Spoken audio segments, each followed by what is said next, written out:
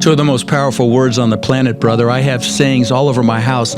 I am a business genius. I am courage. I am focus. I am determination. I am massive energy.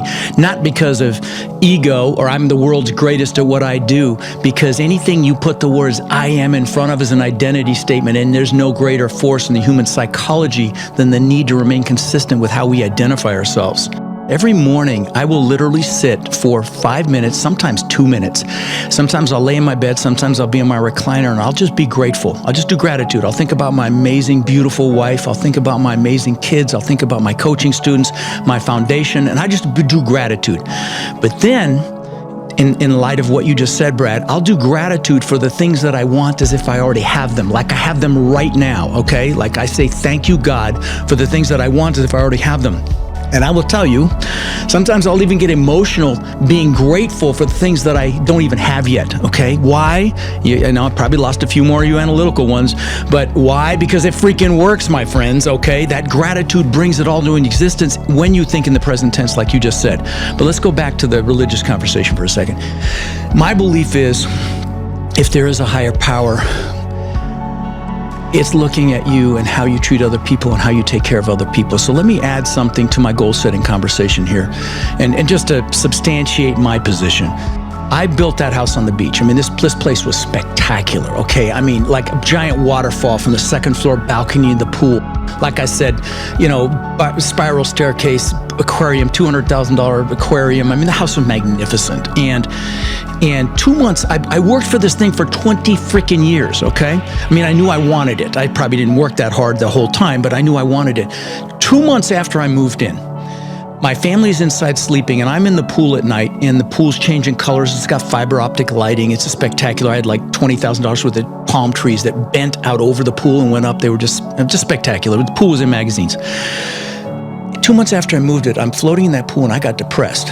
And I don't mean just a little bummed. I mean, I was really freaking bummed. I'm like, what the fuck? What's going on? How could I feel bad? I've just achieved success like times 1,000. I had all the fancy cars in the garage and all the stuff. And I had this amazing house, beautiful family. And when I look back on it, there were a few things going on, Brad. One was, you should never achieve a big goal without having other big goals lined up behind it. It's like the good book says, without a vision, the people perish. You need a vision for the future. So that was number one. Number two is, it's really not about the goals.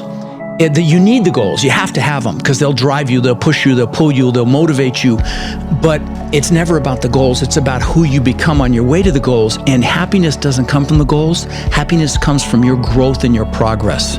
And so it's critical that you celebrate your growth and progress. And I can talk about a planning process. It takes about 10 minutes. I can share that as well if you like. But so that was the second thing. But the third thing, the biggest thing, was I had been totally focused on Rod. Show the world truly, I did this to show the world that I mattered. That's why I did that. And it's a little embarrassing to admit that. Show the world I'm good enough. Prove to the world I mattered. That's why I built this, that big testament to my ego.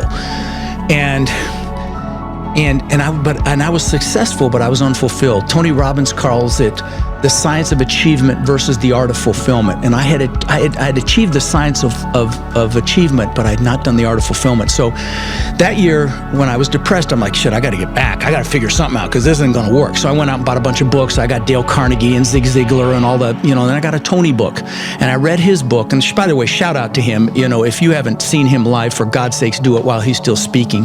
I spent 20 years following him around the planet because it's so amazing.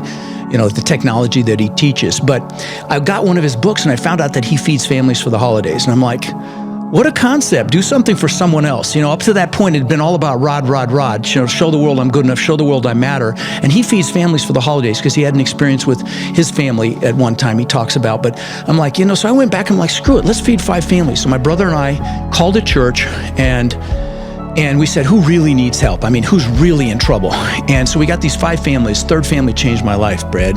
So we bought big boxes of food. We found out if they had kids, we got toys for the kids. And this third family, this lady lived in what's called I call it a shotgun house. It's really a row house where there's like a bunch of units next to each other, but it wasn't even a 1-bedroom, because you walk into the living room, you walk through the bedroom to get to the kitchen, and the kitchen's got the bath off it. So the bedroom, you gotta walk through it. Anyway, she's in there, she's by herself with 5 kids.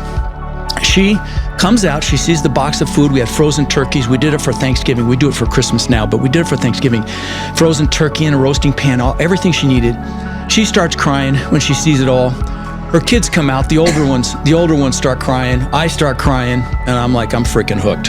And I'm blessed to say, brother, we have now fed over 90,000 kids for the holidays with these, baskets of food. We've done tens of thousands of backpacks filled with school supplies to area kids. Just a travesty to me, and that we live in the greatest country on earth, and kids don't have basic school supplies. We've done tens of thousands of teddy bears to local police departments.